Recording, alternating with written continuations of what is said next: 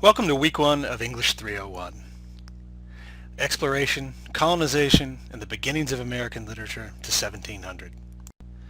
Since the mid-1980s, scholars have grown accustomed to talking about the literature of the discovery of the Americas as a literature about cultural conflict.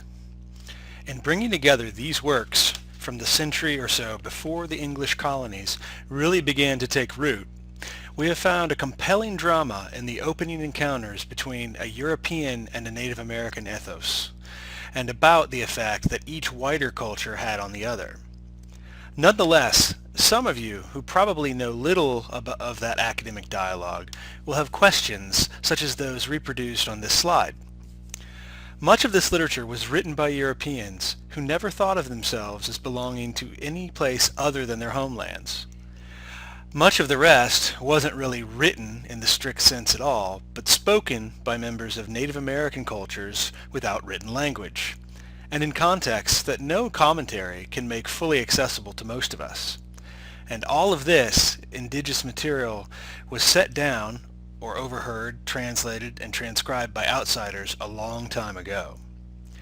Ambiguity of this kind can be a resource. It can help to open up not just honest access to material from early historical periods, but also core issues related to the creation, teaching, and learning of literary history.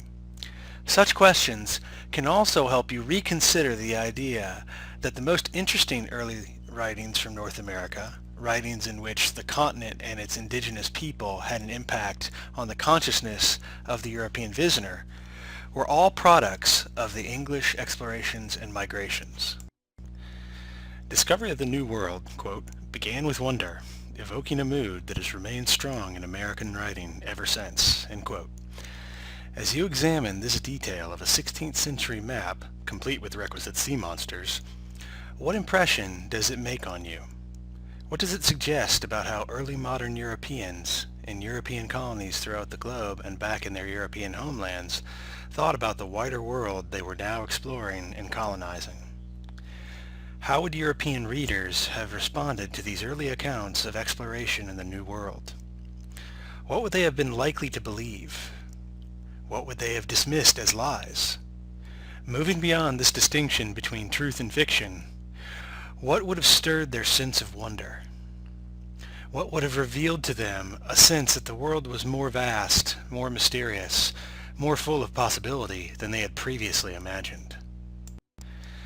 The Latin text in this image, which comes from a 1494 edition and facsimile reproduction of the title page of the Columbus letter, translates roughly to the following, quote, "To praise of the most serene Ferdinand, King of Spain and the Kingdom of Granada, victory and triumph from the islands in the Indian Ocean lately discovered," end quote. What do you already know, or think you know, about Christopher Columbus? What may we make of the texts that Columbus produced, especially the early letters about his discoveries, and the ways in which his blend of fact and fiction contributed to the discourse of wonder that has come to characterize the literature of discovery? While we tend to use the literature of discovery as a precursor to the literature of the United States, it is worth considering that European voyages of exploration and contact covered all the Americas, both north and south.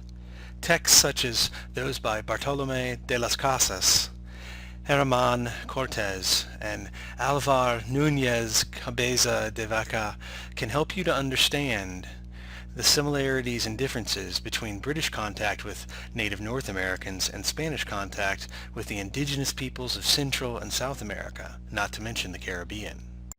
Quote, that we know so much about the European devastation of the West Indies comes from the fact that some Europeans responded powerfully to that devastation in writing.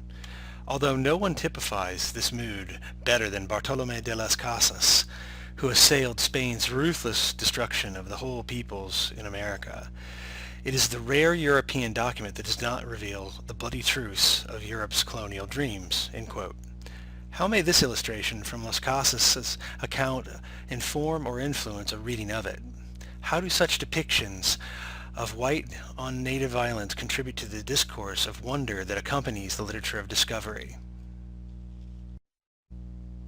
What most captured the imagination and ignited the sense of wonder in those who read the exploits of European explorers were the indigenous inhabitants of the Americas. Native Americans had few opportunities to represent themselves on their own terms, however, and were made the subject of consistently inaccurate representations by European artists and writers.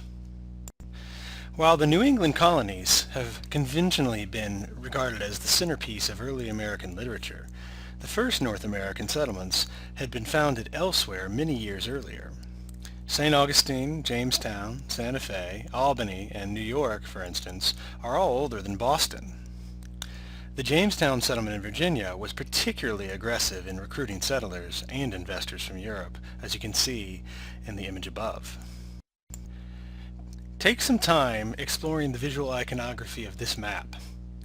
What elements are designed to teach and inform people about the natural geography of Virginia, which would have included most of present-day North Carolina as well? What elements serve as propaganda to recruit settlers? How are Native Americans depicted, and what are the implications of those depictions? Consider the native man in the upper right corner of this map is adapted from the watercolor reproduced in the image we saw of two Native Americans in paint earlier. What does this tell us about how the few available texts and images about the New World were remixed and recirculated throughout the Atlantic world? Take a moment to view this image of a recreation of the Jamestown settlement. English was not the only language in which early North American texts were written. Indeed, it was a tardy arrival in America, and its eventual emergence as the dominant language of classic American literature was hardly inevitable. Before 1700, however, and often long after it, other languages remained actively in use not only for mundane purposes, but also as expressive vehicles, particularly beyond the vague borders of the English colonial world, the shifting lines between French Canada and New England, as well as the southern colonies and Spanish Florida, for example. Those other languages were completely dominant. Among the noteworthy settlers of New Netherland, for instance, were Belgian Walloons, near neighbors of the Dutch in Europe, but speakers of a radically different language. The mix of foreigners in Albany, begun as a fur trade post by Netherlander merchants on the upper Hudson, made it a minority Dutch town.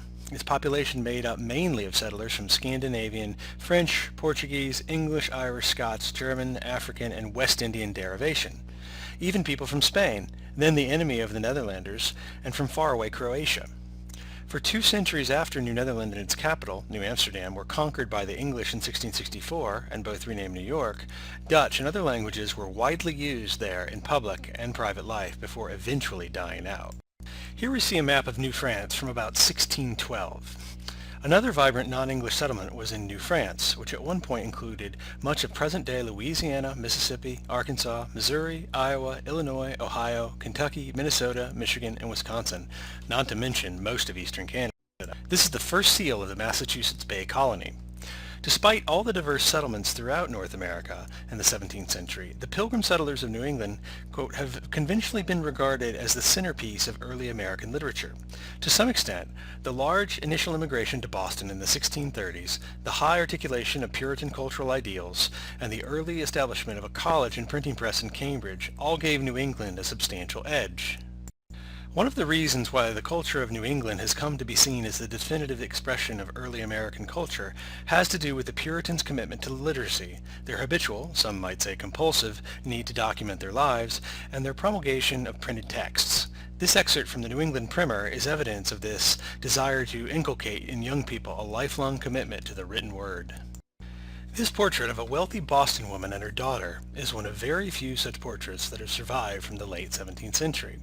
The style of this portrait, titled Mrs. Elizabeth Frake and Baby Mary, by an unknown artist from the late 17th century, its deliberative lines and decorative yet controlled flourishes reveals the artist's awareness of a tradition in British portraiture that stretches back at least a century to iconic depictions of Queen Elizabeth I. This concludes this week's video lecture.